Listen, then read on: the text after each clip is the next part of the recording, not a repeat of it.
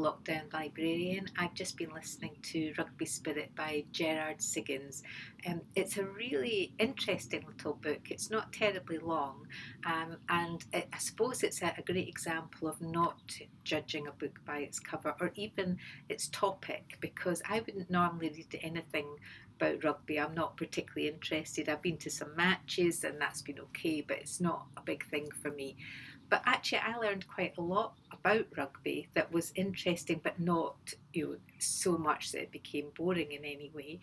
So if you are into the sport, I think this book would really appeal, because it does describe stuff about the game really well.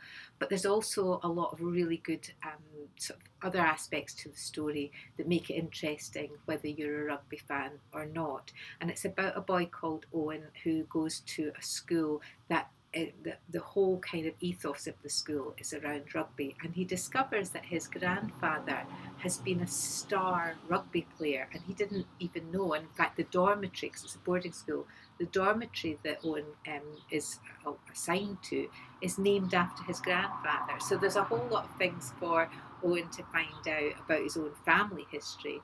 On top of that, there is a guy that he meets, a guy called Brian, when he goes to Lansdowne Road, where the big rugby stadium is. He meets this guy called Brian, and he's a wee bit mysterious, and there's a sort of backstory to him as well, although he gives great rugby advice to Owen. So it's a really interesting book, and one that I would certainly recommend that people try out, whether they're fans or not. So enjoy.